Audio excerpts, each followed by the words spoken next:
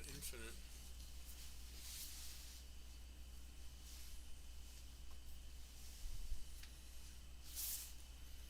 I can see a live view of. Yeah, this is a three-ring There it circus. is. Okay, now people are actually paying attention now. But oh wait, I mean, we could start a couple minutes early. That way people won't 9. go there and say there's nothing there. 9:19:20. Public.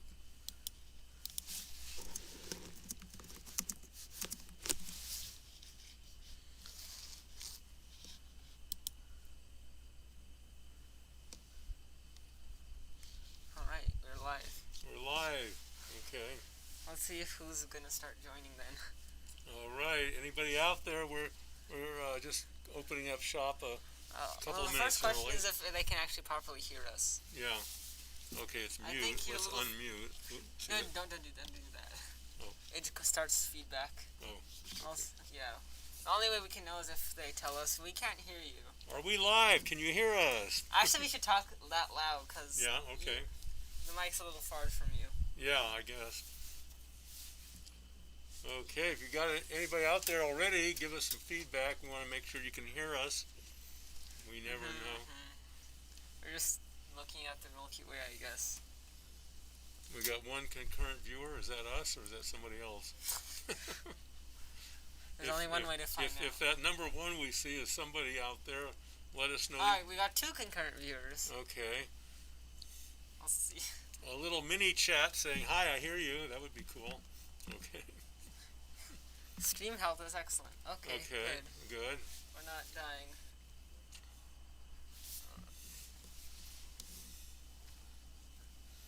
Okay, what you're seeing right now is the Milky Way from Curiosity Peak, looking almost straight up, I guess, right?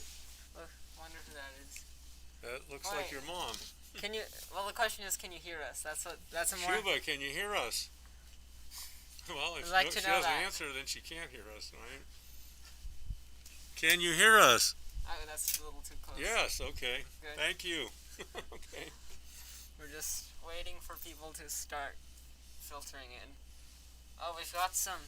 Plenty of good Hey, seats. Look at that's cool. What You is see it? the hot pixels? Yeah. They're trailed. Do you know why? Why?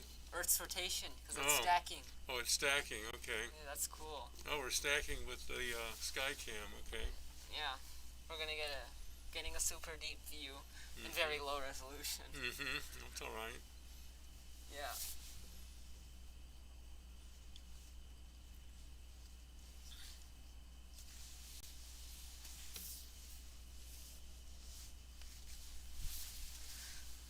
Okay. It's almost 8 o'clock soon.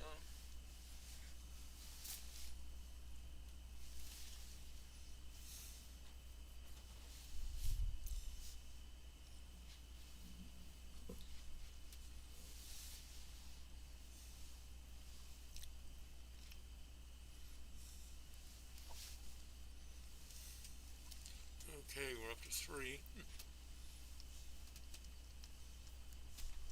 4. Hello out there. We're just about ready to get started, so we're waiting for people to join us and sit tight. If you're looking at your screen right now, that is not smoke from a fire you see on the screen. That is the Milky Way, which until a few days ago we could hardly see. That things are improving. Yep. So that's our all sky camera view.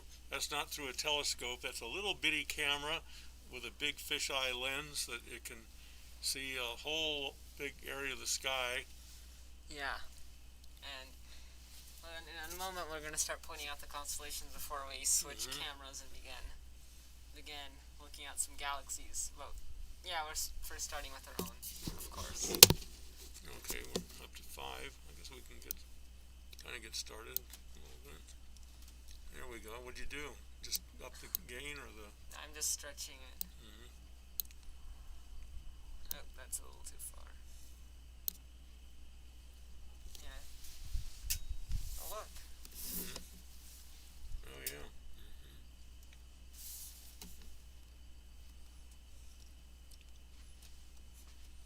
All right, if you want to tell us who you are out there, that's always very gratifying. We got up to eight. Well, we're eight. We're seven. Let us know. Okay, Fred. Hey, Fred. How you doing? So, the Milky Way is still there in spite of all the smoke and attempts to hide it from us. We can see it. Yeah. Okay, Dash. Hey, welcome. Glad you made it. He's the teacher from Julian High School. That's good. Yeah. Yeah. Our screen is out of focus. Huh? He says your screen is out of focus. Do you mean the all sky camera? Well, what else could it be? I don't know. I mean, yeah, the all sky camera's on it, and I did that's gonna have a lot of distortion. Yeah, it's not a high resolution image, but it's it's something there. Just to show, Okay, Chip is showing us something.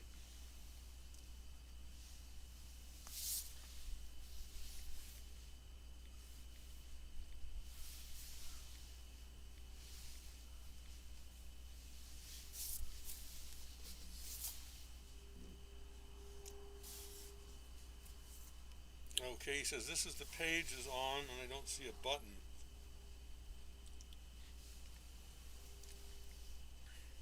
How long does it check now? Oh, he found it. Okay, good. Burning Man. Okay, good. Good. Okay.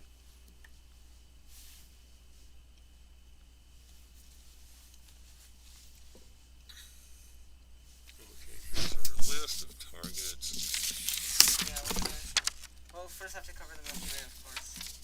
Yeah. Okay, notice looking at the Milky Way, it's kind of, notice how it's split in half. And yeah. That's dust that obscures part of the Milky Way. Yeah.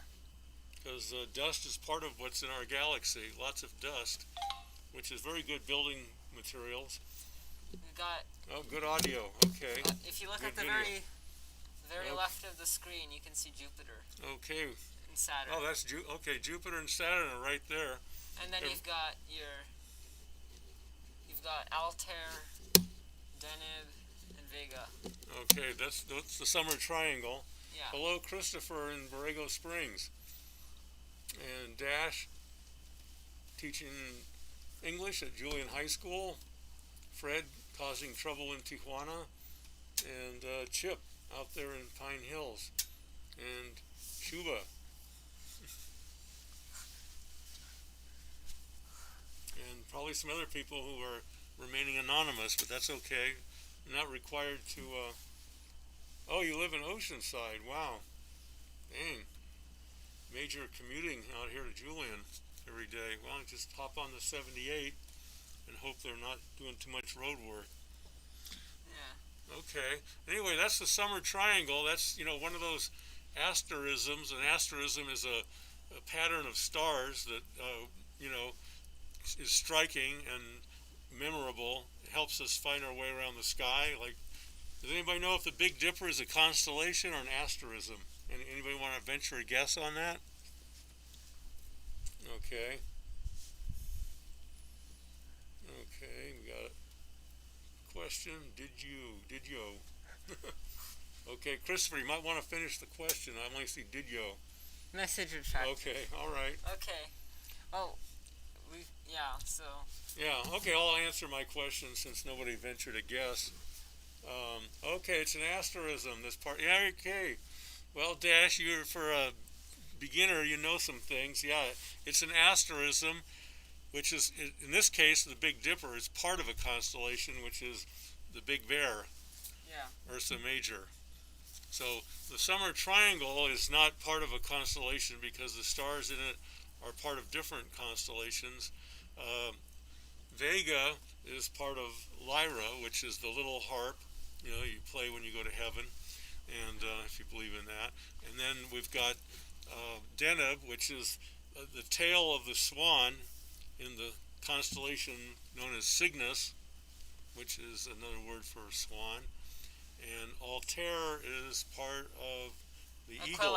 Aquila the eagle. The eagle, like águila it's in over Spanish. Right, yes, that's Altair. you got this rhombus plus Vega makes up Lyra, and there's a cross here that's for a swan, like a swan with its wings, and that Wings makes up and the Cygnus. tail, yeah. So one of the reasons we want to show you this is so you can go out later tonight or tomorrow and find those stars, which kind of enclose part of the Milky Way. Yeah. So that's a part of the sky most people aren't too familiar with, but there are three bright stars that can increase your known territory of the night sky, the summer night sky. Yeah. And also still here in the fall. Okay, so let's see. I guess we're gonna head on, right? So I gotta go back to CPI and. I'll change camera. Okay, so let's see. Where are we gonna go first? To the Deer Lick? Well, first we're already on M8, so might as well enjoy that. Oh, okay. We're on M8. Okay, M8. No, that probably. What is that? Is that a British spy or what? No, that's Messier 8, which is the number on Charles Messier's list of 110 objects that he did back in the 18th century to avoid mistaking them for comets. And M8 is one of the brightest, most fascinating objects you can see in the sky with binoculars, quite visible with binoculars, in the constellation Sagittarius. And it's called Lagoon Nebula because it has a dark area that divides the nebula in two. It kind of looks like a lagoon, I guess. I don't know. To me, it doesn't look like a lagoon, but that doesn't matter. Okay. Well, I guess I gotta. Let's see. Go back. Wait a second. Okay. Okay, that's We're where having a little camera trouble. Cameras. Let's see if we got. Okay. Okay. Christopher wants to know if we felt the 3.5 earthquake on San Felipe. Is that San Felipe near here or San Felipe, Baja California? 3.5 earthquake last night.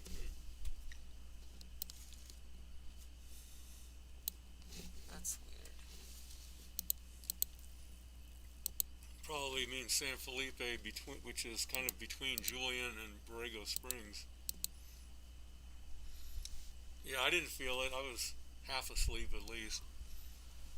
Yeah, camera troubles. What's going on? It's not showing anything. Do we need to unplug it and plug it back in or something? Or? I have no idea. This is typical. Yeah, okay,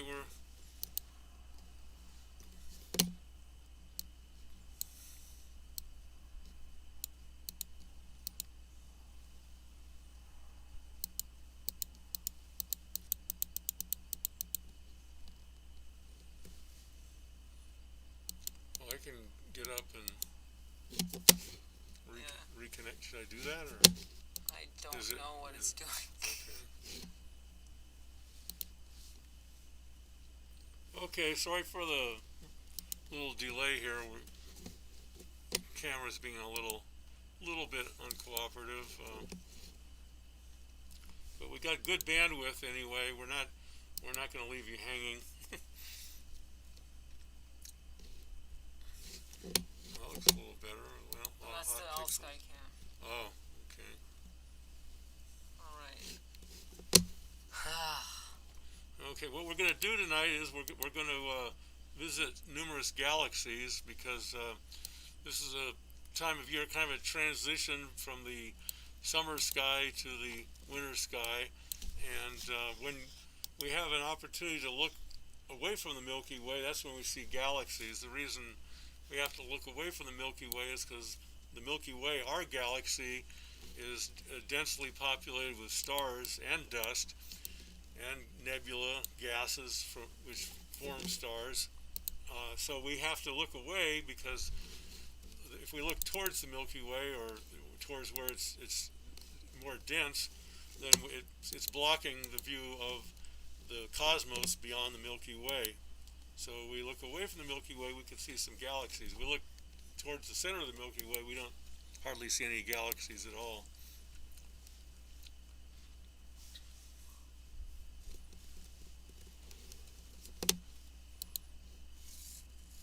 Okay, so You might want to do that then. okay.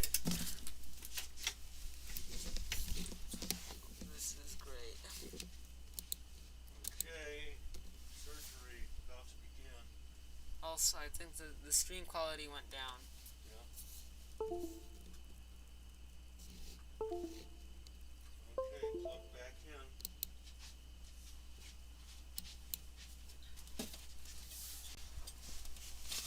Oh, there we go. Okay, we're back in business. Had to unplug the camera and reconnect it.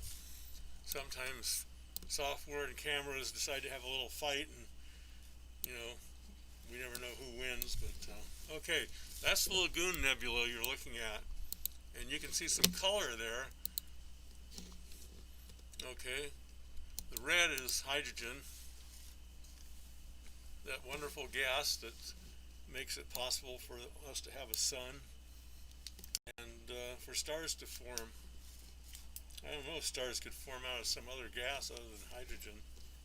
Oh, no, it's hydrogen. It takes hydrogen. It's the most plentiful of all the elements in the universe, at least the known universe. Okay, then we see some blue underneath the hydrogen there, which I assume is oxygen. Yeah. And then we've got that channel right through the middle, which is where the dust is. Yep. So you can see that red area is actually fans out quite a ways, because there's hydrogen gas in a pretty considerable area. Now we're seeing some of the fainter part of the nebula. Yeah. So the technique that we're using right now is live stacking, right? It's actually, this isn't just one image. The camera is taking numerous images. Okay, 10. that's 10. That's the product of 10 images right 11. now. 11. Okay, so it's taking each of those images and stacking them one on top of another, and that enhances, especially for photographing faint objects. This is a technique that astronomers use to build up the image. Yeah. Multiple images combined. And we can actually zoom in on this, because let's zoom in. Wow. Okay. Take a look into the. Yeah, we're taking we just went into warp overdrive and just got zooming a lot into the closer. image. Yeah. It looks very. Yeah. So we weren't kidding when we said we're taking on a tour. You can see like all of these little black patches. Those are dark nebulae where stars are forming, and then specifically like that one. Some of them over here. Little globules, and those are called Bok globules, and that's where you get most of the star formation. So they're globules of hydrogen? No, of dust. Dust. That's why they're dark. That's why they're black. We're using this program is called SharpCap. You can use it to capture and stack from a video from a camera that's looking at an astronomical object. So. Yeah, that's 22 frames now that are stacked together. Yeah, total exposure is 1 minute now. Yeah, that's 1 minute. Yeah, pretty good. It's a pretty bright nebula. And like I said, it's in Sagittarius. If you sweep the area of Sagittarius with your binoculars, you'll see a little fuzzy spot where this nebula is. Yeah. If you want to get a closer look, then you got to get a telescope. Yeah. You can see a lot of these features in a telescope. The one thing you won't see is the color, because our eyes don't perceive color in dim objects. It's like at night everything kind of becomes black and white. Like the most you can do is see like blue or green on some nebulae with the fairly large aperture. Yeah. But other than that, it's most of the sky, unless it's very bright, there's not going to be color. What you're looking for is just the detail, not necessarily the color. If you want color, that's what you gotta get a camera for. Yeah, that's what gets us hooked. Yeah, that's how we are here now. And then you can really start spending money and getting a lot of good equipment. Yeah. Okay. Dazzling images. Okay, so we're still in the Milky Way right now, but we're going to be leaving shortly. Don't get homesick. Well, okay. Well, let's move on to. Do you want to go to Do you want to go to M17 or just? Oh, M7. Okay, we'll go to one more stop in the Milky Way. Okay, I'm going to move the telescope. Okay. All right. Let's prepare for that. Okay, put your seatbelt on. We're not going too far away. This is also in Sagittarius. And you hear some noise. You can actually see the streaks on the camera too. Yeah, you can tell we're moving. And there it is. Okay. And so someone's going to ask, I'm sure, why is the Swan Nebula in Sagittarius and not in Cygnus? Don't know. Okay. All right, there it is. Okay. All right. Let's see what. Okay. Dash wants to know what program we're using. I want to answer that. Yeah, Sharp Cap. Okay, and okay, Lynn wants us to know that she's really having a good meal right now, but enjoying the sky show. Yeah, it's kind of dinner and a show combined for some people. Yeah, so there's another nebula. You can see nebulas come in all shapes and forms and colors because they're composed of different elements. So what we're seeing now is, capturing a series of images, 4 so far, and the image will get better and better as more images get stacked. Yeah. Okay. It's a little too zoomed in. Yeah, so you can kind of see the pixels there. I mean, they won't because the stream bends the stream. But yeah. There we are. I think that's a good view. Yeah. So yeah, maybe you could use the cursor to show the fainter areas too. Yeah. Well, these are the So that's it extends like here. Yeah. So we're showing you some of the fainter parts of the nebula. Actually, I can just boost it. It might be easier to see. Okay. Let's see if we can boost the image a little bit, stretch it. Yep. There we go. Okay, there we go. And that's with 12 frames stacked now. Yeah.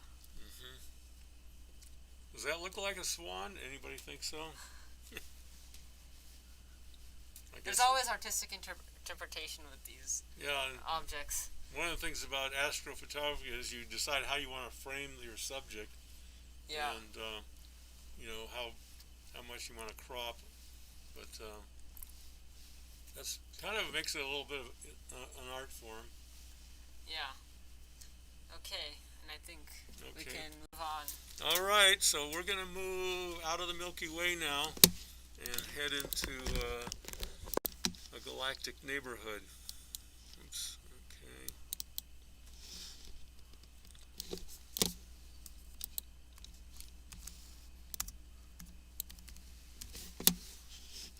Hold on, we're going a lot further this time. Oh, wait, did I?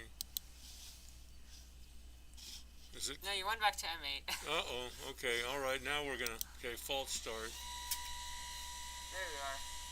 Make sure we don't have a cable snag or anything, since we're slewing around a lot.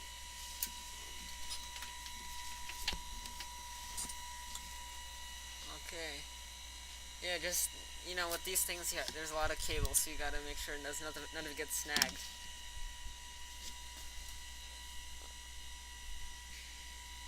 Oh, they're talking about the phosphine detection on Venus. Oh, okay. We can talk a little bit about that.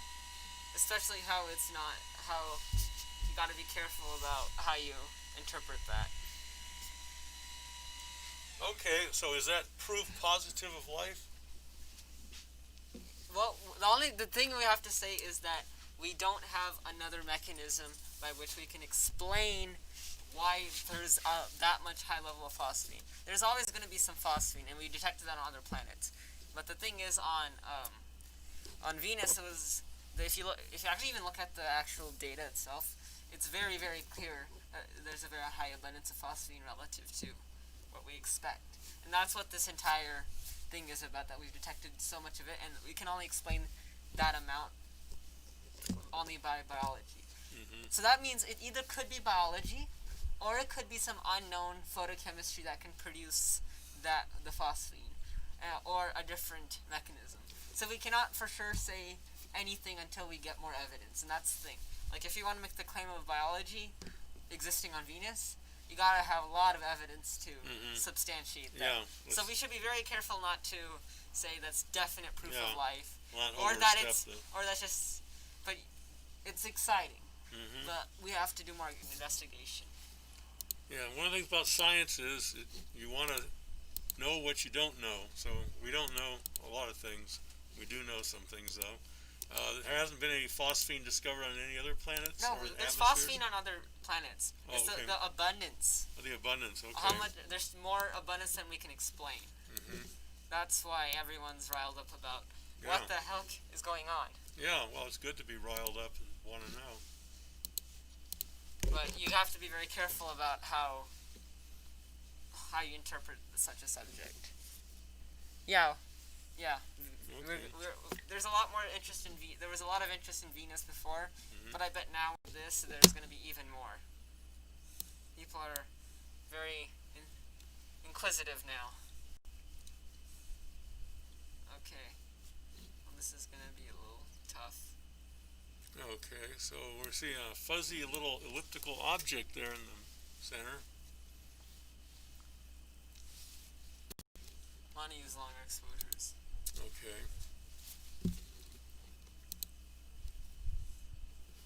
Okay, one of the things about imaging is objects vary tremendously in their relative brightness or faintness. So you have to image according to the target, and so we're going to tweak this a little bit to get the best image we can of NGC 7331, which NGC stands for New General Catalog, and there are 10,000 objects in that catalog, and this is number 7331. It's also called the Deerlick Galaxy, and I'm not sure why it's called the Deerlick Galaxy. I don't see any deer nearby licking it, but and you may notice some other faint objects in the neighborhood. Yeah. Anyone want to venture a guess on what they are? Okay, Lynn, you asked what we're looking at. Hopefully you just got answered. Yeah. You heard the answer. Yeah. Yeah, but this is a little faint, but you can also see some other smaller elliptical galaxies above it. There's also supposed to be some other. I don't know if we got Stephan's quintet in frame. Oh, it's just outside of frame. Yeah. Okay. Well, it won't be hard to get to it. Do you want to slew it? Okay.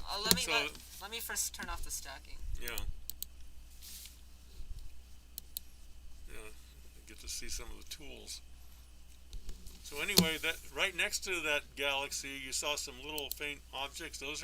That's a cluster of galaxies.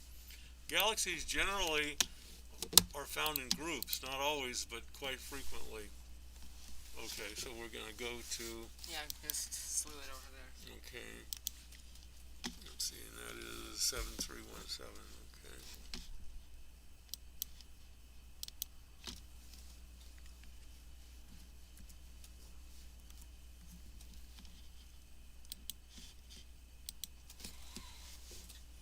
Okay, you hear a little revving motor there. That's the telescope motor moving.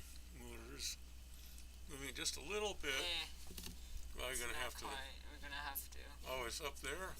Yeah, it's on up there now. Okay, well... You might want to use just the manual controls. Okay, I can do that. Let's see. Slew control. Yeah. Okay, let's see if I'm going to go the right way. Am I going to be able to tell which way it's moving very easily?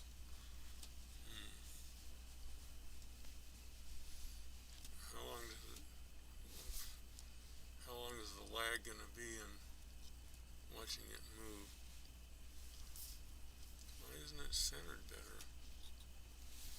Wait, that's not, what's this? Yeah, that's Stephan's quintet lid. Well, that's what we want to look. We're looking at stuff. Yeah, so we just need them both in frame. You want them both? Okay, well, you can see, the Deerlick's up there.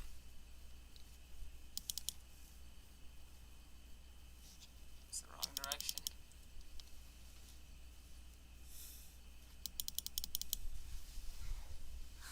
That's better. Okay.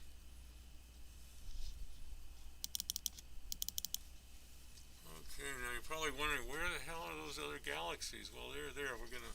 They're gonna start popping out in a minute.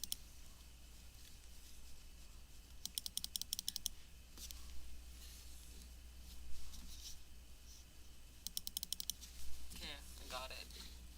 Let me just let it settle.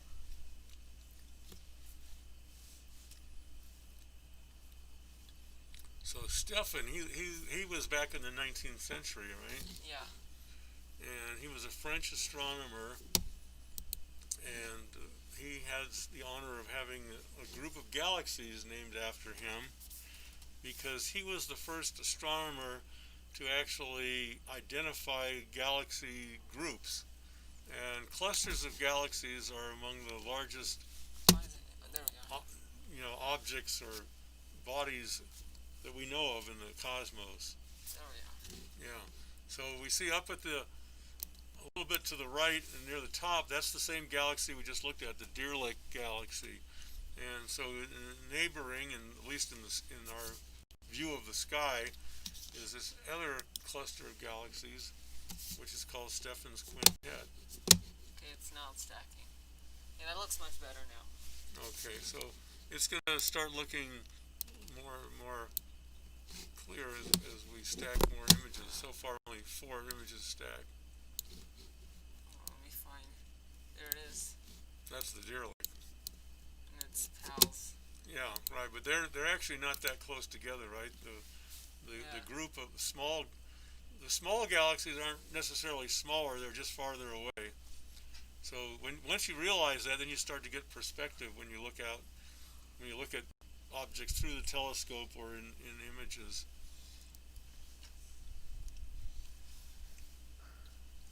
We see a lot more detail in the closer galaxy. Okay, so when we describe galaxy clusters, is that just a trick of our perspective? Well, this is actually. Well, we can establish the distance to galaxies, so we know if they're Yeah. associated. Yeah, so the answer, that's a really good question. And the answer is yes and no. Because our line of sight, we could have a galaxy that's much closer and bigger, like the one that you see there, the Deer Lick. And then right near it, in our, when we're looking out, we see a group of galaxies, which is actually a lot farther away. Yeah. So there's also huge differences in sizes of galaxies too. So it takes some investigation to find out. Well, for these galaxies, we obviously we don't count this as part of the cluster because we've established their distances. So, so when we actually describe galaxy clusters, we can actually know what is what. Yeah, but back in the 19th century, people didn't have a means hadn't devised a way to measure the distance to galaxies. And in fact, some astronomers didn't think there were any galaxies except the Milky Way. And these little faint fuzzy things, like Harlow Shapley, he thought that they were part of the Milky Way. But Edwin Hubble and other people were able to measure the distances, which are much bigger, of course, than the distances within the Milky Way, and it became clear that the universe is way bigger than the Milky Way. Yeah.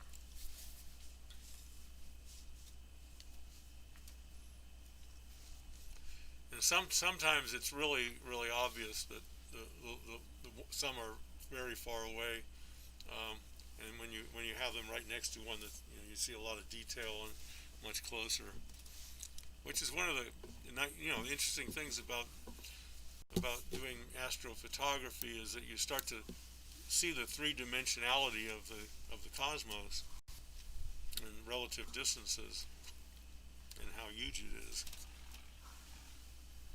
Okay, so we're starting to see those a little more clearly. I've stacked 29 images, 30 images now on that quintet. That's Stephan's quintet you're looking at right in the center. Yeah.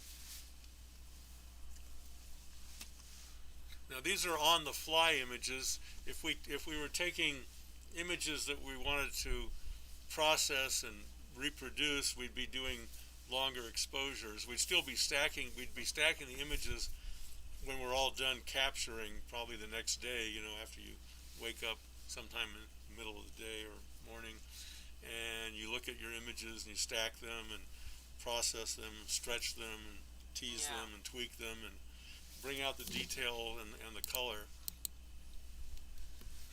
Oh, this should look a little better But now. the stacking we're doing right now is just really short exposures that are being stacked by the software and being stretched a bit. Yeah, you can see some of the spiral structure of that galaxy. Yeah. And the core of it, which is bright.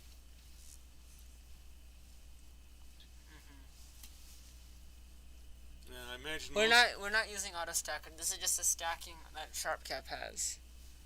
Yeah. Okay, I think we can go on. Yeah. Okay. Where are we going now? Okay. Fireworks. Okay, fireworks. All right, but this is safe. Don't worry, we're not going to start another forest fire.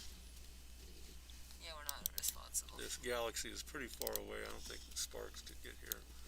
Okay, so that's NGC 6946.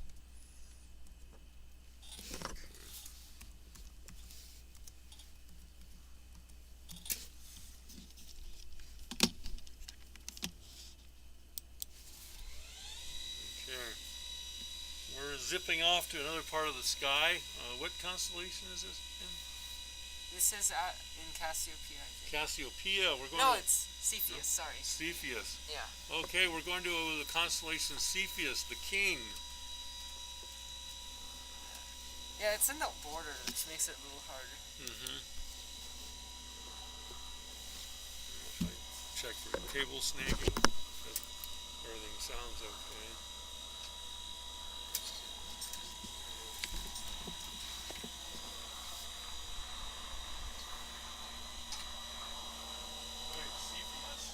That's not Cepheus. Did you put in the right coordinates? Probably not. 6946? It's not. It went back to M8 again. What? Why would it do? Yeah. Oh, I didn't.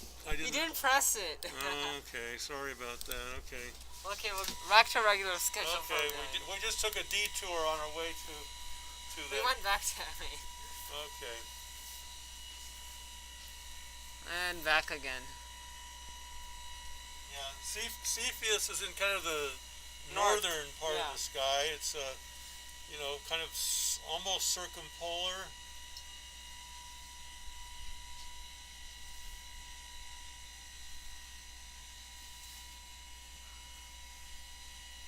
Yeah, there we go. Almost there. That was an episode. Okay. So no extra charge for detours. Oh, it's in the corner. It's a little bit in the corner, but okay. I can see it. Yeah. Let's zoom in. No, that's too far. 100. I think that's good enough. Now you got that nicely centered. People can barely see it though. Centered, yeah. Let's start live stacking that. Clear. Okay, this galaxy has a nickname. Not all galaxies do. The ones that are more photogenic or striking get named by people. Okay, this one's called the Fireworks Galaxy. So why do you think it's called that? There we are. Okay. I'm still letting it load. It's called the Fireworks Galaxy because it's a starburst galaxy. It's got a lot of star formation. It's also because there's a lot of supernovae that happen. Like, we've seen a lot of supernovae come from this nebula. So that's part of why we give it the name that we gave it. Yeah, a lot of color, right? A lot of color. Yeah, there's quite a lot of color on this nebula. I'm not sure we were able to see much of that, though. It's a little faint. Well, we've only got 4 images stacked so far. It's 10 seconds worth, yeah. Okay, now you're starting to see the spiral structure. It's a toughie. Now, the reason it looks kind of grainy is because we're zoomed in on it, so it kind of sacrifices the smoothness. Yeah.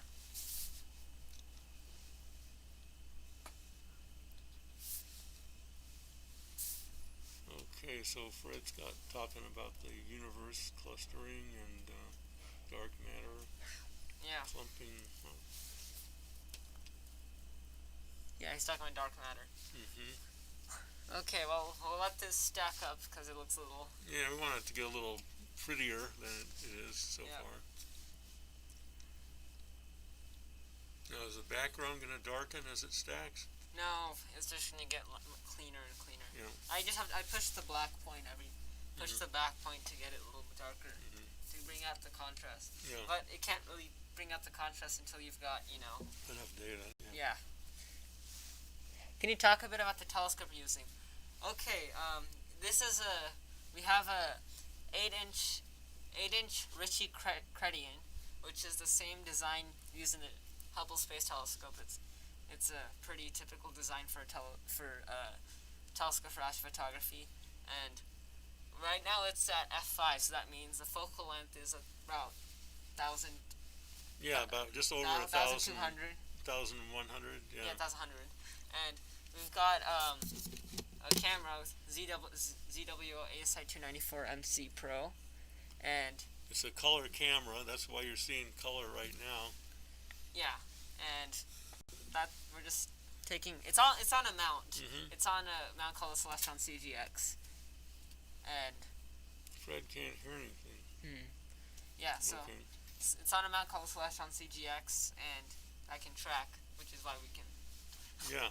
And a Ritchie Chrétien, it's a reflector. Yeah. People know there's two basic kinds of telescopes. Refractors, which their main objective light gathering element is a lens. This telescope, its main light gathering tool is a mirror. It's a hyperbolic mirror With a spherical secondary mirror. It's elliptical.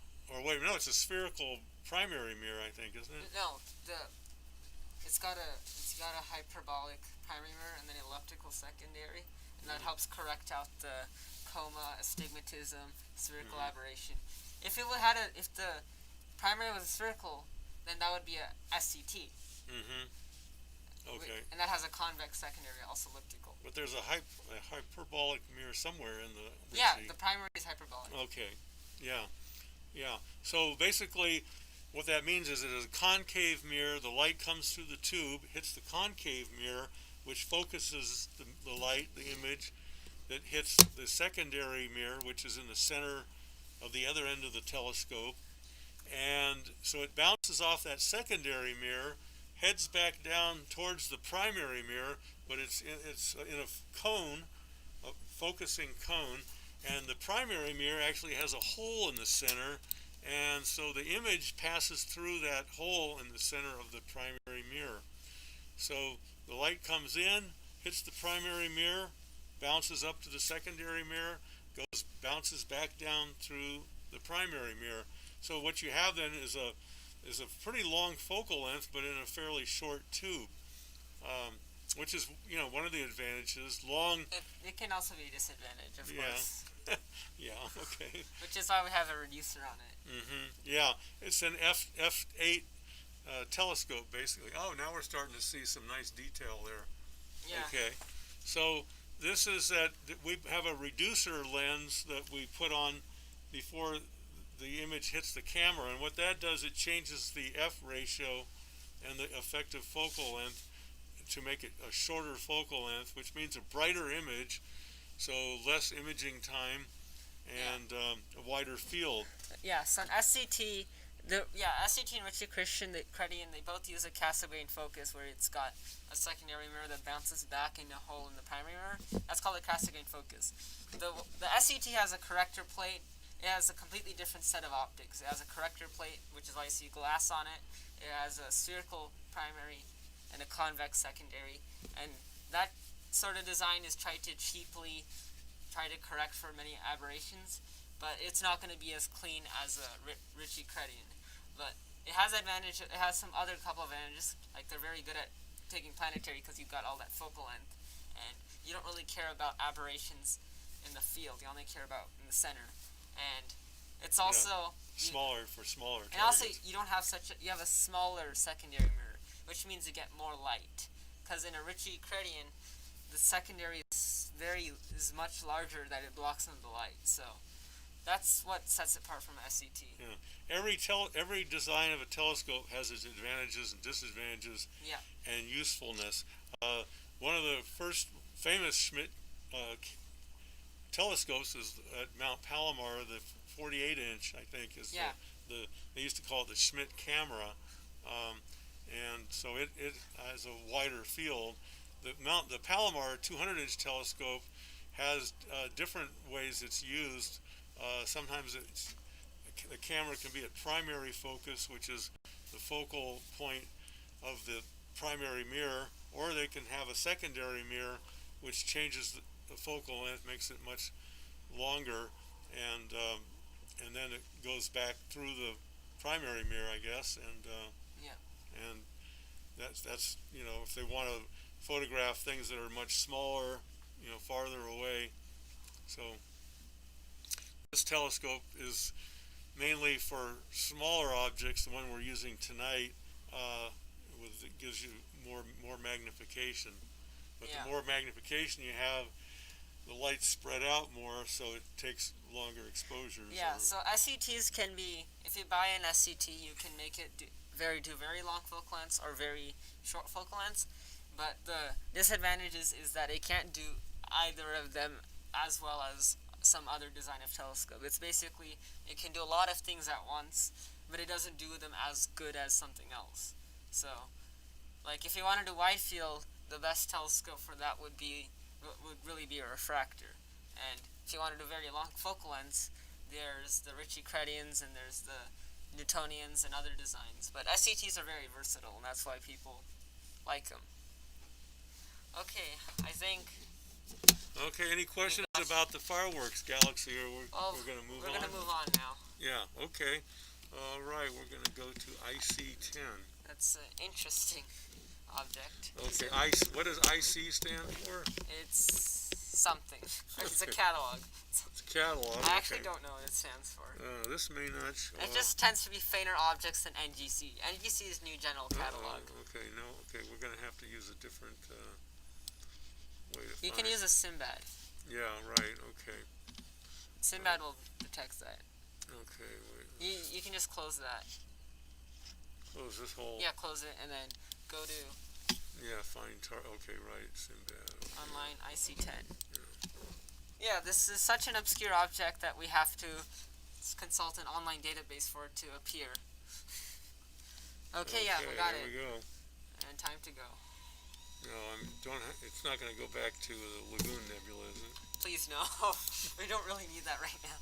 So let's check. Yeah, it's going to IC10. Okay. Okay. It's doing its job. Okay, with no cable snags. Yeah. Okay, we'll see if we actually see anything. Okay, so this is a fainter galaxy, I take it? It's not. It's a little faint. I think that might be an understatement at this point. It's barely there. Okay, this will need some live stacking too. Clear. Okay, this one's fainter, so it's going to take a minute or two for it to build up. Oh, I see right there. That's a fireworks. Oh, We have to rezoom. oh, okay. The live stacking still remembers the Oh, earlier the old, stuff. okay. I was going to say, that looked familiar. Yeah. Let's see what the chat said. I see index catalog. Oh, thank you, Fred. What is the bright orange object in the top left? Huh. I bright don't see orange. any pro. That's probably the light from your refrigerator door left open. Yeah, I don't actually see it. Okay. Maybe she's talking about when we were slewing. Yeah, I'm sorry. Sarcasm overcame me.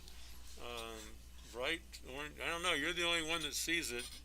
Blink a couple of times and see if it's still there. It's not. I don't know what it's doing. Is this it right here? It's not like now. It's live stacking. Okay. Is it?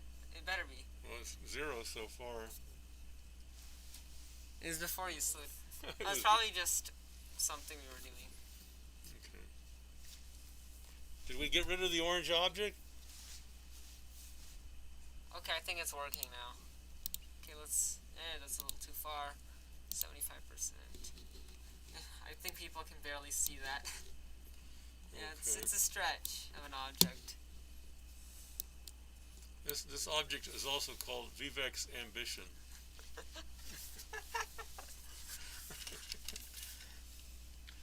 Well, it's some things are more challenging. We don't want to just do the easy because stuff. based on what I was looking at the surface brightness, which is one way to tell how bright a nebula is, and it said it was like 9 or 10, so I thought this was doable. Mm-hmm. And I guess it is doable. Oh, but there's something showing up there. It's doable, but it's much faint. It's very faint. Yeah. Okay. Yeah, my bane. I'm gonna sucks. Hmm? But we gotta let it stack, Gotta let it stack. Be patient, Fred. Come on. Well, the fireworks galaxy was this faint, okay? Yeah. So it's no different. Mm-hmm. But yeah, this is supposed to be a starburst galaxy, very concentrated elliptical galaxy with a lot of nebulae because it's a lot of star formation going on. If we saw it. Okay, it's showing. It's 13 frames. Let's see. We have 30 seconds of exposure. 30-second exposures. Okay. We got to go on another monologue about something. Okay. Well, what do you know about this galaxy? As it starts to appear, let's get kind of prepared for what we're going to. Well, it is a starburst. Okay. Yeah, I mean that's the entire crux. It's very. Okay, starburst. That's not the candy. Okay, this is the means that there's a lot of activity in the galaxy, a lot of star formation, and that usually looks kind of red. The areas where that's happening. I actually want to see if people can actually tell there's something there. Mm-hmm. I mean, I can kind of see something, but. Yeah. Well, it's Let me boost 20 frames so far. Or 50 seconds. Would it be more better if you zoomed out, maybe? Possibly. I mean, now I'm gonna keep boosting it. I think that's more clear to people. Okay, if you look at the center of your screen, there's some greenish fuzziness. Okay. Is there an official amount of star formation required to designate a galaxy as a starburst galaxy? Well, there's not really like units you can use to measure star formation because, you can't really. Yeah, it'd be hard to resolve. I don't know how you stars. could. But what we base it on is how much, based on temperature, based on what the level of activity is, and we basically monitor its wavelengths and see if there's a lot of emission, because that's like a signature of starburst. So that's how we classify it. It's not based on measuring how many stars are forming or anything like that. It's just right. But the color, right? Signatures. Yeah, right. Yeah, and the red areas. When we look at galaxies, we see red spots in the galaxy, like in the arms of a spiral. That's where the stars are forming generally. Yeah. So I think this is. I mean, you can't really see the red here, but if we saw an actual official photograph, maybe people can Google IC10. Yeah. Then it might be. Yeah, but this is what we can that's see 32. Okay, yeah. 80 seconds total of exposure. Usually we do Yeah, hours. it's right in this. If you see where the cursor is right now, okay. There is a blob. I don't see the cursor on the screen here. Can people see the cursor? Can you see the cursor? Because we're assuming. I actually told the cactus doctor specifically to capture the cursor. Well, I might not have listened. No, it is there. It's there it is. Okay, yeah, that's where. Okay, yeah. The cursor is showing you where the galaxy is. Yeah. Okay. Yeah. So all right. Well, that's not going to get the astrophoto of the year. I mean, this is 95 seconds. We would take We'd hours. be doing hours. Yeah, hours of image of capturing. It takes a while to get enough photons to make an image. All right. So let's move on to a much more exciting galaxy. Okay. Everyone's favorite. This one's in our neighborhood. Hey. Yeah. Okay. Let's not talk about it until we get there. Okay. Because we'll just let it flow into the view. Get people's anticipation up. Oh, wait, that's the wrong one. Oh, it is. Okay.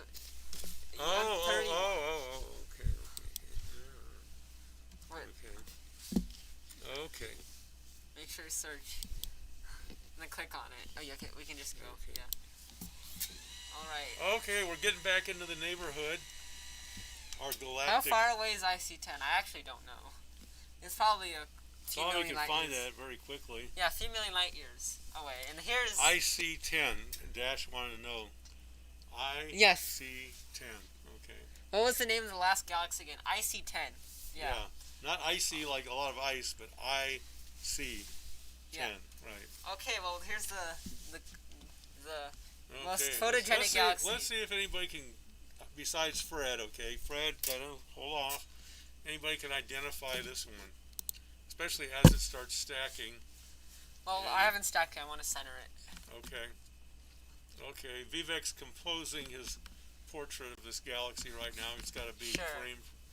Well, no, it's like, what's the point if it's like you can only see like part of the galaxy? We wanted to see a full frame panorama of the gloriousness of this galaxy. Yeah, this one's kind of special. You've probably even heard about it. It is one of the brightest galaxies in the sky, after all. Yeah, it's quite easy to see with binoculars. Okay, we're throwing out a lot of clues here. Fred, come on. Well, people know we won't confirm any answers until we see some more feedback. Okay, I think that's good enough. I'm going to start. This is not IC10, just to make it clear. This is not IC10, right? Well, it's going to try to. It might try. Okay. Okay. Let's see if this works. Oh, Bill Cecil. Hello, Bill. Yeah. Andromeda, yeah. Okay, yeah. Andromeda, yes, indeed. Because why not? Yeah.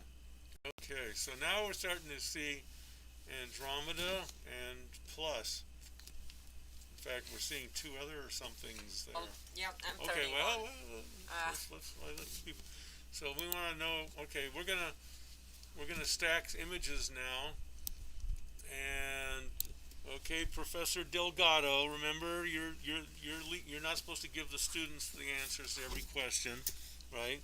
Okay, so yes, it is Andromeda, but is Andromeda the only galaxy in the field of view? In the field of view.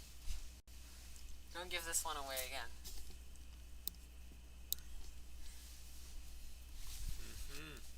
Well, we can see all of them now. All of something, right? Something. Okay, we got. Yeah, that's a nice view of Andromeda, though. Oh yeah, that's okay. Good. Starting to see a little more there. It's got nine frames stacked. How long are the exposures? These are 2.5-second exposures, and right now we're 20 seconds total. Okay, so we're only exposing. Each frame is only 2.5 seconds. Does that tell you something about this target subject? Think it bright or faint? Oh, Fred says no. Just compared to IC10, and you know what? Fred's. Okay, Fred's messing with me. Yeah, it's bright. Okay, thank you. Yeah, it's so bright that it's a naked eye object. In dark Dash, skies. are you sure you're not going to start teaching astronomy? You might want to branch out. You can do English and astronomy. There's definitely poetry in the sky. Chip is right. It's bright. It's very bright. You can see it with your naked eye if you're in Julian. Well, let's zoom on the core. Okay. No, I turned on the wrong. Oh boy, I don't want to see this again. I accidentally turned off life stack. Okay, here's a fact a lot of people don't know about the Andromeda Galaxy. How much of the sky does it actually take up as far as our view of the sky? You think it's smaller or bigger than the moon? I mean, everybody knows how big the moon looks when you look at it, right, with your eyes. So, how does anybody have an idea of how Andromeda compares with the moon as far as, in a pair of binoculars where you can see more of it? Okay. William Cecil thinks he sees M110 there. You're right. Okay, that's on the right side, right? Yeah. Yeah, okay. So what is M110, Bill Cecil? Okay, Dash thinks that Andromeda is smaller than the moon as far as its apparent size. Okay. Well, do you want to give the answer? Yeah, okay. Andromeda Galaxy is actually takes up 3 times the size of the moon. Okay, it's about 1.5 degrees. The moon's actually pretty small. It's actually relatively small. It's actually smaller than the field of view of this camera. Yeah, It's not as big as people think. right. It's just a kind of like an illusion. Yeah, to put it quantitatively, the moon is what, 30 arc minutes roughly? Yeah. Okay, the moon is 30 arc minutes, which is half a degree of the sky. The Andromeda galaxy is about a degree and a half. So, of course, some of the outer parts are fainter, but it's big. It Well, really is. that. What it's actually a bit larger if you think of the fainter parts. Hmm. Like, there's also an Even entire larger halo. than There's an a entire degree. halo. It's even larger than More than K-Phone a looks. degree and a half. Yeah. So, Okay. it's a large galaxy to our perception. It isn't. Yeah. Yeah, and it's headed towards us too. Yeah, it's coming our way, or we're coming its way. Okay, now there's a bright object on the lower left side of the screen. Okay, for a second it looked like two things, but it's only one. Okay, that's a galaxy. And also the object that Bill Cecil identified, which was in the right side of the screen, is another galaxy. Now, are those just coincidentally in our line of sight? They look smaller, quite a bit smaller than Andromeda. Okay. Yeah, Chip, you were right. Okay. Uh-huh.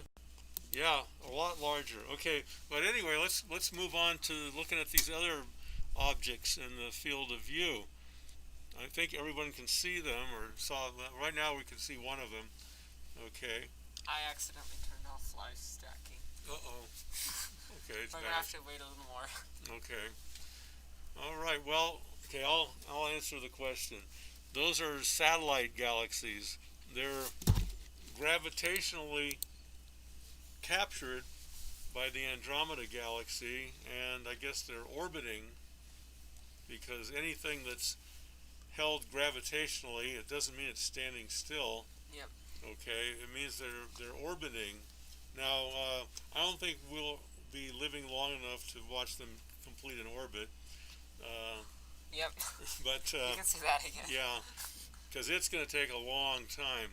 But they are part of that neighborhood there, and so this is not uncommon for galaxies to capture other galaxies.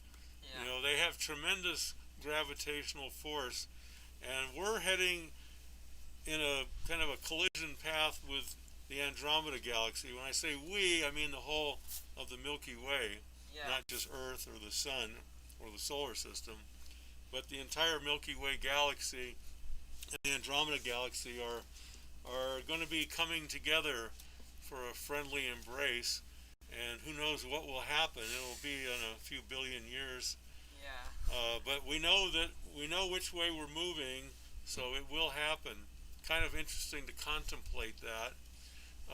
Maybe they'll linger and merge, or one will tear off a piece of the other and move on. Yeah. They'll doubtlessly their shapes will change. The Milky Way, as it looks to us, will undergo a big transformation, and so will the Andromeda galaxy. Yeah. Okay. Okay, so let's see. A Oh, galaxy Dad, it looks cluster. like your dad is on. When we're talking about galaxy cluster, like to professional astronomers, it means that they're gravitationally interacting. Like, but I mean, I don't really know of any amateur astronomy people referring to a galaxy cluster to anything that isn't gravitationally bound. Like, for example, it's kind of more often than not that if two galaxies are close to each other, they're more likely to be associated than not, unless it's really clear that one is right far away and the other one's a distant galaxy that's Yeah, very, very far a away. real cluster means that they are, within there's some relationship between them. Yeah. They're not just in our line of sight, but they're actually physically Bound. bound together by gravitational force. And usually we see some process going on, like or more than one process. Like the starburst galaxies, often the increase in star formation is a result of the gravitational force of the other galaxy, which is called a tidal force. It's kind of like the way that the tides come in and smack against the beach, right? They make waves. That's what happens. That some of the gas in the galaxy gets compressed by the gravitational tidal force of the other galaxy. There's a couple of galaxies that are in the constellation Ursa Major, M8182, where you can actually see the gas in the center is glowing red because of the gravitational influence of the bigger galaxy on it. Yeah. So we actually covered that in one of our first star parties. So if you want to check that out, you can actually. We have them all there. Yeah, this right now that we'd be looking at those two, but they're kind of close to the northern horizon. But we've covered some of the interacting galaxies in one of our first star parties. Yeah. All right. So anybody see looking at the image now? It has definitely undergone some development. You can see the dark lanes in the galaxy, just like when we started out. We were looking at the Milky Way through our all-sky camera. You could see some dark areas of our Milky Way. Now, when you're looking at Andromeda, you're seeing the same thing from outside the galaxy. Those dark lanes in the spiral arms that's dust. Yeah. Also to make clear, this is only a section of Andromeda. It's much, much larger than this field of view. Yeah, there's the fainter outer parts of it would take longer exposures or more. Well, we use a lot shorter focal length to M110 is starting to show a little more detail shape too. If you look in the lower right corner. I'll zoom in on it. Okay. Let's take a look. We zipped right by. Okay. Yeah, now we're starting to see some shape to that. There's actually some dust here too. One there and another there. Okay. Now, $64 question for everybody except Fred. Sorry, Fred. Does our galaxy, the Milky Way, have any satellite galaxies? I mean, circling around. If you look at the trend of how our questions work, it's a pretty easy answer. You can tell by the question, right? It's too suggestible. Mm-hmm. We're already, Anybody got a broom? Yes, we have a broom. It's called gravity. It sweeps things up. Great room. 10 out of 10. Okay. Yeah, you guys are good. You're firing all kinds of questions out there and even answering them. Perhaps we should, on the note of galaxies interacting with each other, we've got coming next. Oh, okay. Are we ready to move? I think we are. Okay. It's only 9 o'clock. I'm just getting warmed up. I don't know about you. I mean... Okay, Sinbad, take us to... I'm 33. Okay. The Triangulum Galaxy. Okay. Oh, you didn't press search. Oh, right. Thank you. There we Okay. Now, our galaxy, the Milky Way, has a neighborhood it's part of. And the Andromeda Galaxy is part of our neighborhood. We call this neighborhood the local group. Okay? Mm-hmm. So we're going to move on to another corner of the neighborhood. I'm not going to attend anymore if I don't get to decide. Okay. All right, Fred. We acquiesce to your... Step up to the front of the class. Okay. Okay, but you got to come up to Julie and Fred. That's all. Get through the impossible border customs. Mm-hmm. Okay, this is... Fred is a participating amateur astronomer at Curiosity Peak, and we love Fred. We miss him because he's on the other side of the border, which has become a huge obstacle to getting together. Do tachyons exist? Good question. And that's all we can really say about that. Mm-hmm. Good question. I never even heard that word before, but it's a theoretical particle. Okay. Oh, okay. Don't leave, Fred. I'll miss you. Well, this is probably one of the more interactive star parties for sure. Mm-hmm. Oh no, wrong direction. Okay, you got your next totally solar eclipse. Take us with you. Okay, let's start live stacking this. Oh no, clear. I don't want more Andromeda. Okay. Oh yep, there it goes. Oh, It Andromeda came back. Well, we're not on, and we're on. I wanted to start. Okay, it's now starting. It always has a delay for some reason. Yeah, it likes to reminisce about the last image before starting the new one. There we are. I want to see an active. An active something. I'm not sure what that means.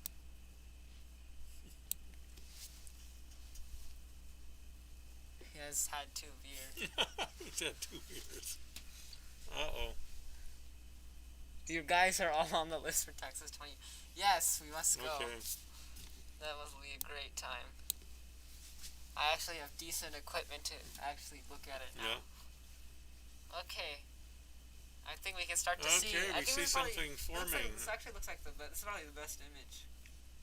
There's so much subtle detail. Okay, it's starting to appear in front of our eyes. I don't know if people can see it, but... Oh, I think so. Then I increase the black point and boost it a little bit. If it'll let me. Come on. Okay, now this galaxy is a little different from some of the others and different from our own galaxy and Andromeda. Very, very major difference. What is the relational size of M31 to the Milky Way? In actuality, M31 is bigger than the Milky Way.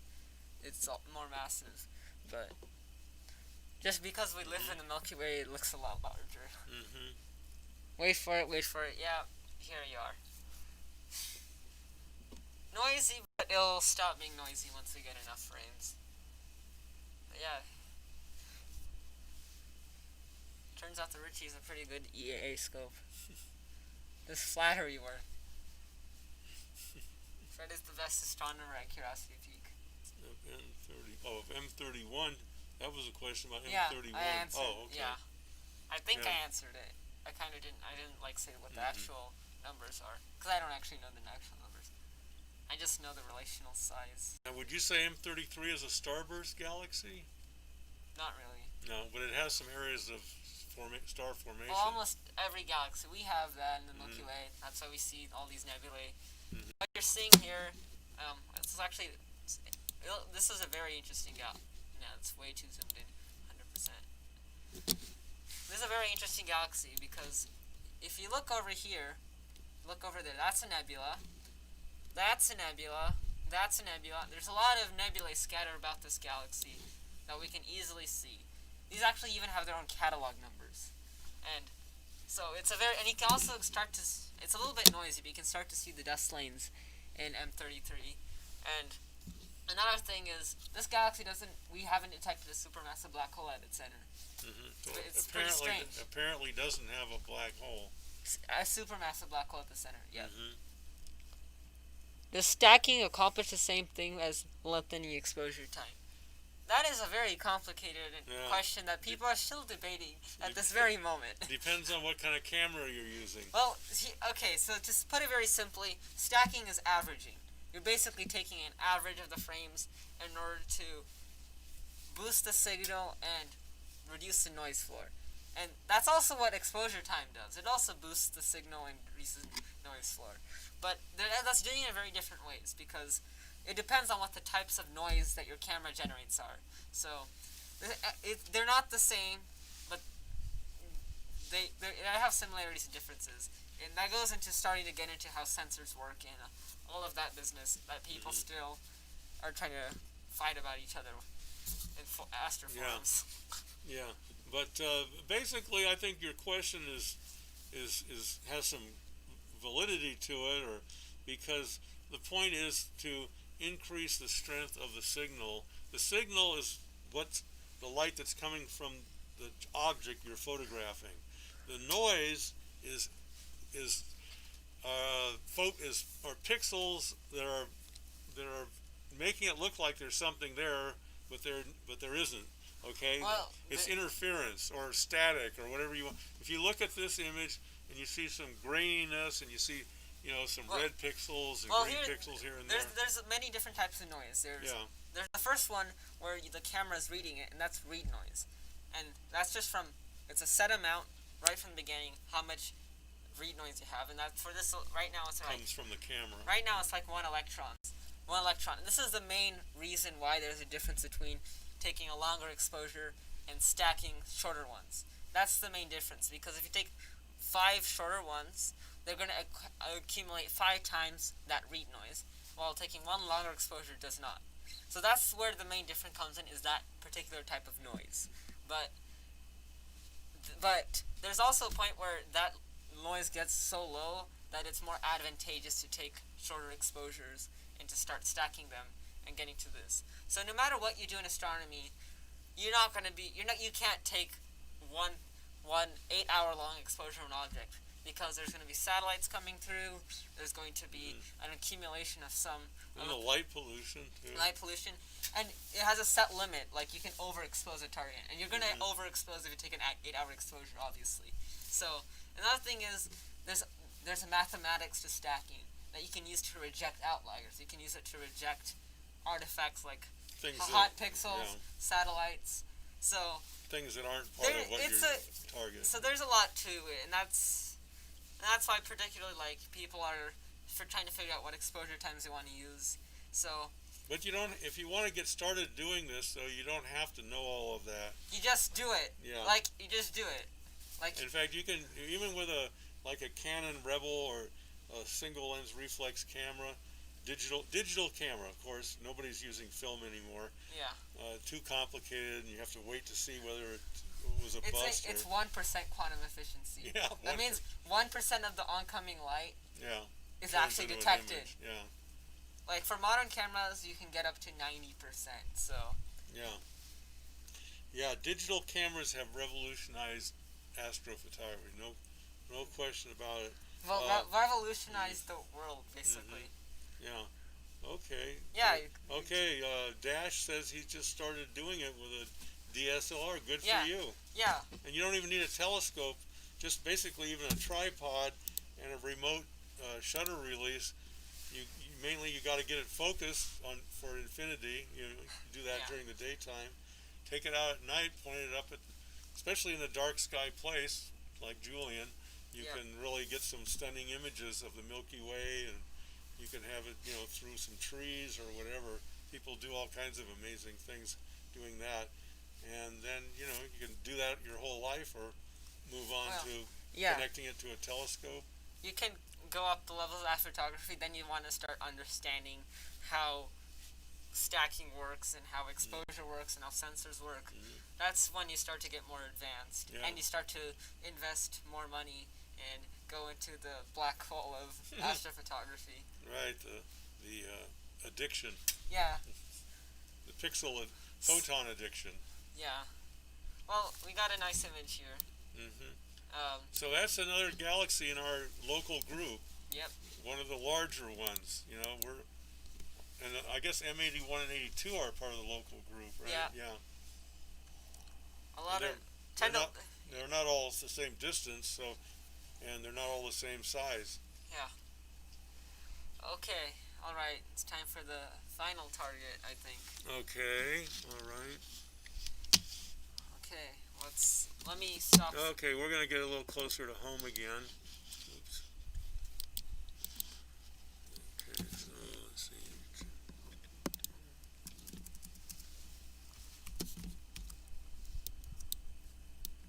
This is actually the closest object. Oh, you missed a 3. Oh, yeah. It's gonna take us somewhere else. When you say closer to home, you actually mean very close to home. Yeah, Milky Way. We're back. Well, not just Milky Way. It's even closer than that. Close to our solar system? It's the nearest planetary nebula. Oh, okay, so us. nearest and the largest.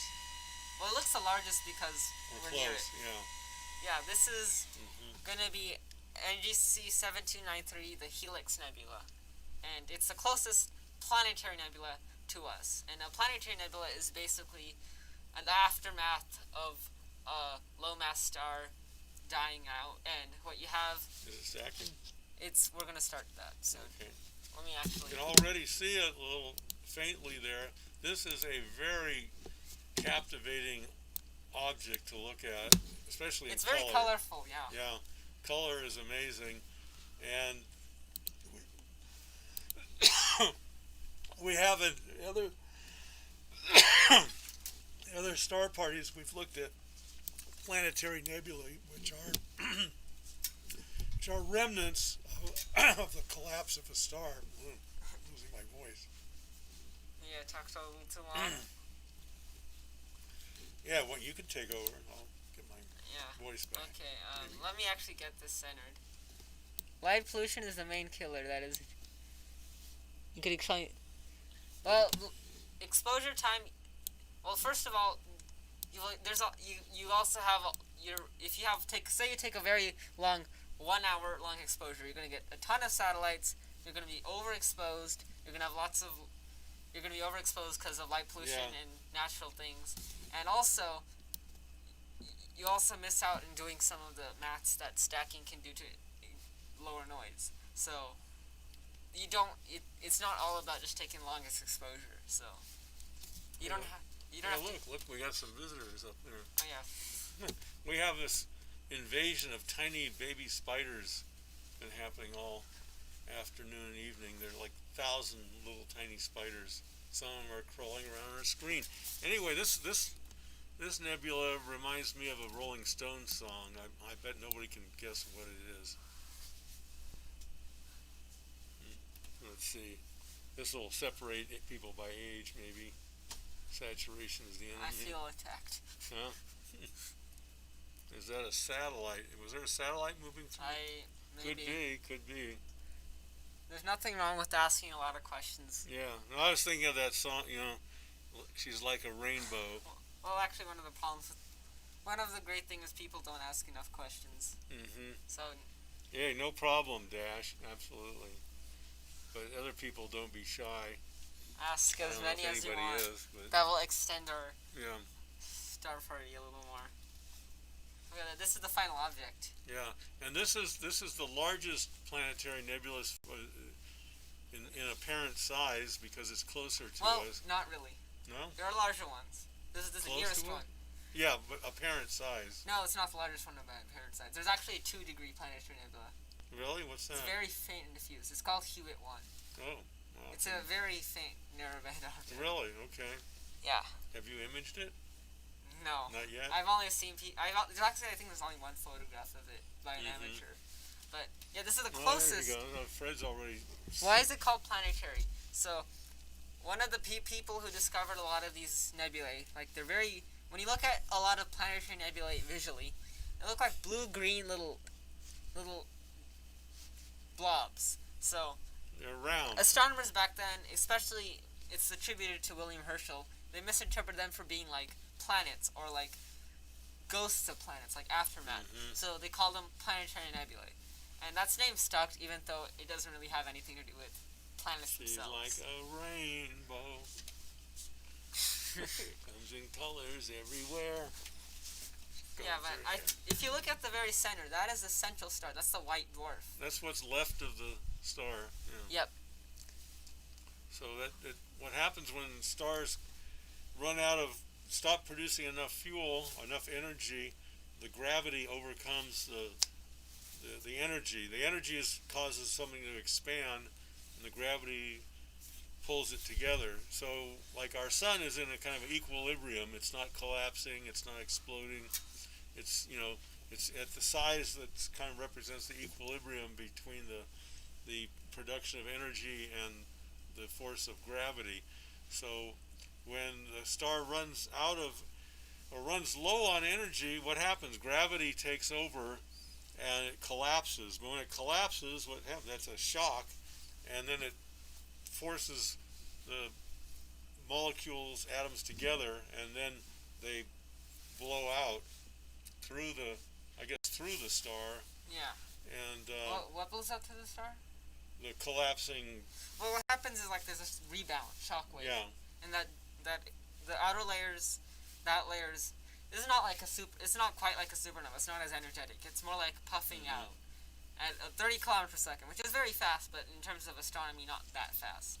So, what we have is all of this nebulae is going off into space. If you look very carefully, you can see that around the periphery is more red, while if you look at the more of the central part of the nebula, it looks more blue. And that's actually reflecting the elemental distribution of the nebula. So, red indicates the presence of hydrogen, because hydrogen emits a line that is very distinctly red. And that's because red is the most prominent in the outer layers of the stars when near its end of its life. While what you see here in the blue, that is indicative of oxygen. And that's more lower into the nebula. No, we got a whole bunch of things here. He asked the question before I answered. Right after I answered it. You asked the question and you answered it. Yeah. Yeah, but there's gonna be a little lag. Okay. Yeah. Would Galileo have been able to see nebulae? Well, technically, a lot of nebulae you can see naked eye. You can see the Lagoon Nebula, which we did look at earlier. That's a naked eye object. M42, the Rhine Nebula, that's also a naked eye object. So there are some bright nebulae that he obviously would have seen. He wouldn't have known what they were, but... Of course, yeah. But, I mean, imagine, like, he only had a small diameter telescope that can see some of the brighter nebulae, because our eyes can't, so... Yeah, I think that... Galileo's telescope was like a pea shooter. It was really small. It's pretty crap relative to what we got now, obviously. But for the time... Yeah, but obviously he wasn't the person to invent the telescope. No, it's kind of lost to history who did that, but it's... He pointed it at the sky. That's the main thing. He's the first person we know of to have recorded his observations through telescope. Yeah. Okay. Yeah, well, he saw the moons of Jupiter, the rings of Saturn. He blew a lot of minds. Yeah, our eyes don't stack, sadly. Yeah. So anyway, that's the end of our target list. Yeah, I mean, it's 9:23. Yeah. Okay. So, anybody have any further questions or comments? Maybe we can go to another object just to end up. One more Encore. for the road. Encore. What could we look at? Yeah. Well, there's planets up there, but not too low. Mars coming up, but too low. Cassiopeia. How about 891? Yeah, let's go to 891. Yeah. Okay. That's a good ending. That's pretty bright, so. The bubble, that would be too. That's too faint, yeah. Let's end this. It's the parting object. Because we got 7 minutes left. Until the official end.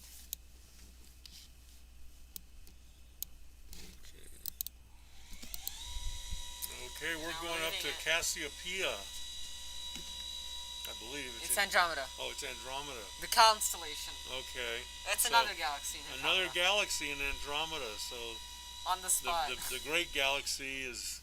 And I don't know if anybody knows, the Great Galaxy in Andromeda was once called the Great Nebula in Andromeda. The Great Andromeda Nebula. Oh, that's nice. Look at that. Yeah. Wow, right off the bat. Right off the bat, yep. Let's go to 100% zoom. Let's get in the corner. Yeah, that's very nice. I mean, we haven't started stacking it. It's going to get nicer. And talk about dust lane. You're going to see one. Now, we see galaxies at different angles. You know, like when we were looking at fireworks, we were looking at it and it was round and we could see the spiral arms. This galaxy, we're looking at it from a completely different perspective. Video RAM in your eyeballs. What? Yeah, hydrogen is the most common element. Install video RAM. Yeah, Elon, I don't know what he's doing.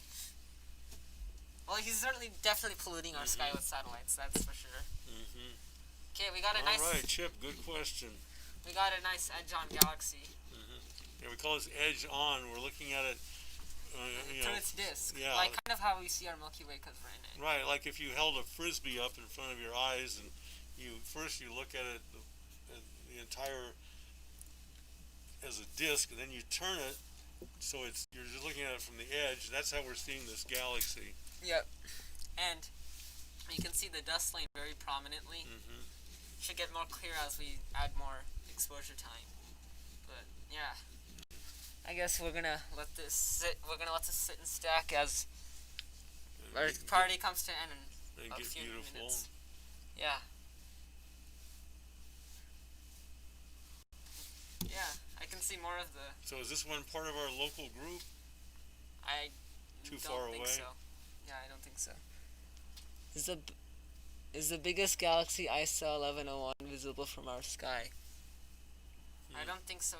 I don't think it's up right now, but. That's your dad asking that question. I know. I noticed that. Okay. Are any galaxies spherical rather than disc shaped? I think we've already seen.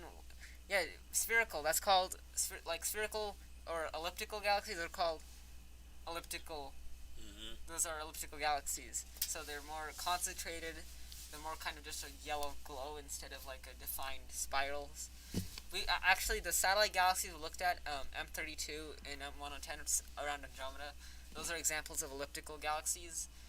IC10, that really faint blob we were trying to look at, that's also an elliptical galaxy. So yeah, they can be spherical or ellipsoidal or any kind of those shapes. Yeah, some don't have spiral arms at all. They're kind of blobby looking.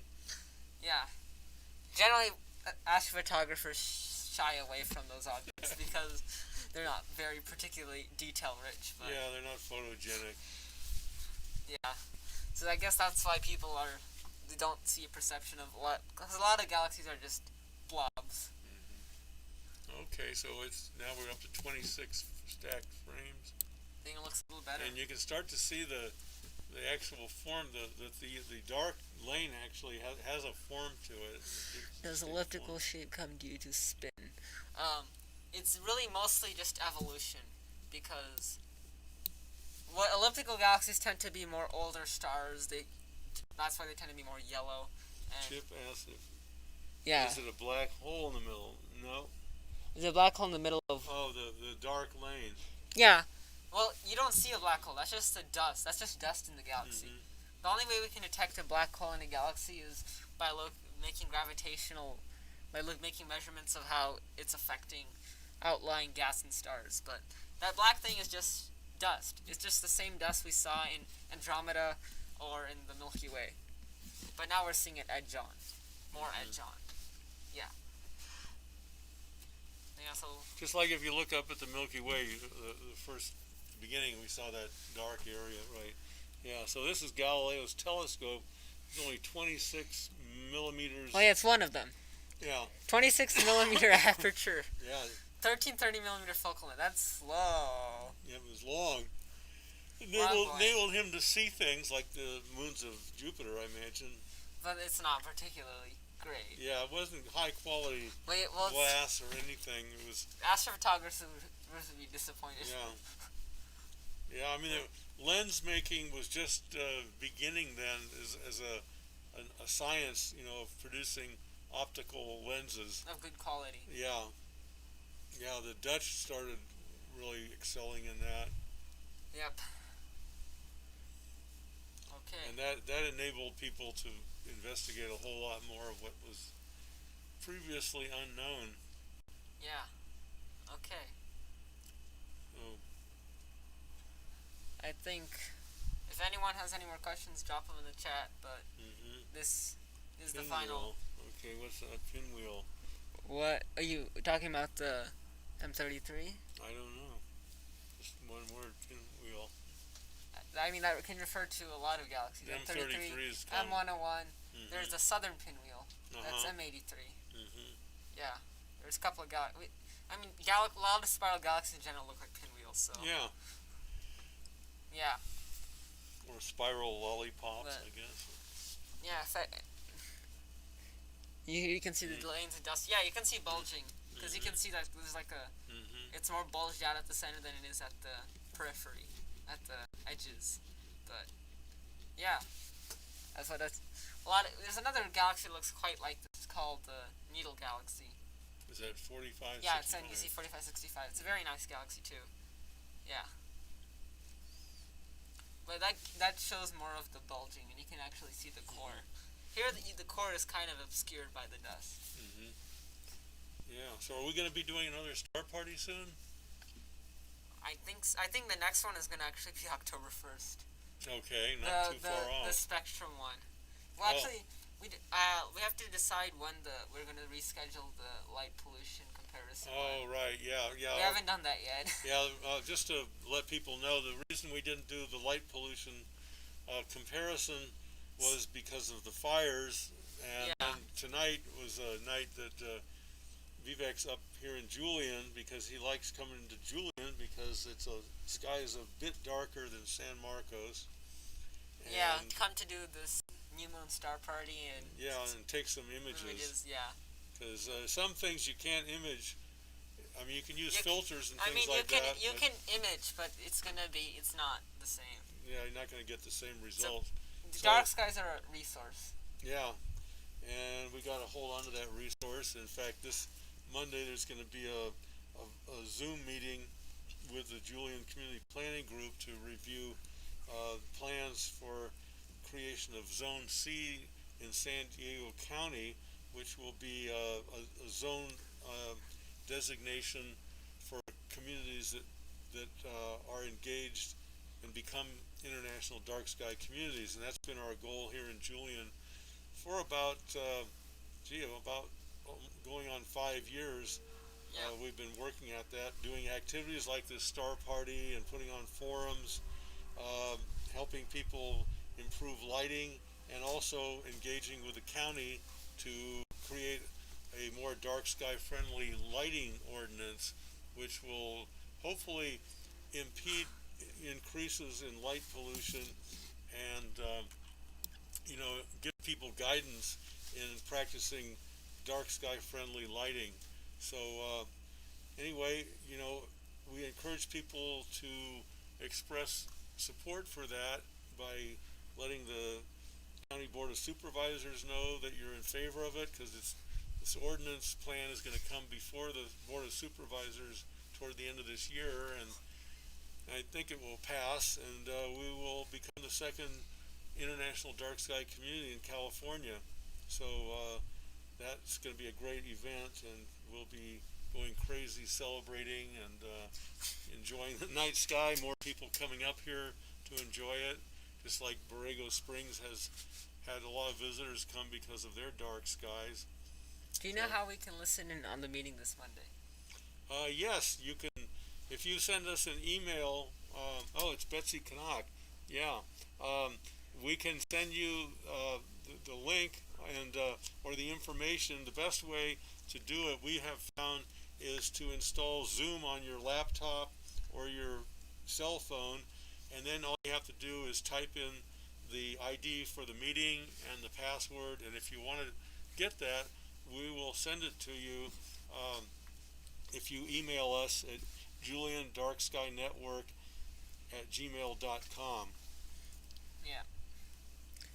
Or you can also contact San Diego County Planning and Development Services and inquire, but we can send you the information quite easily by email. It's going to be this Monday at 7 p.m. Yeah.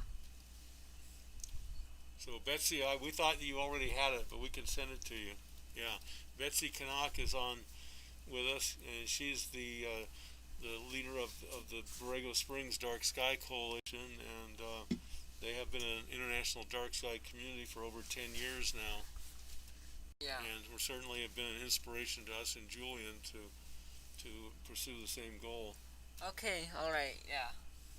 Yeah, we're coming to the end. Yeah, 9:30. All right. So we got some new people here. Thank you for coming. Yeah. Really appreciate everybody, getting tuned in with us tonight, and let other people know. It's unlimited how many people can do it, and we really get encouraged and motivated when we hear about people and we see a little evidence of who's who's checking it out and how you're enjoying it. And also suggestions, criticisms are welcome. Okay. So, All right. and you can check out our website, Julian Dark Sky Network. Um, Go online, check it out, and also Curiosity Peak Observatory. So thanks everybody, and see you soon. Okay. All right. That's the end of the stream now.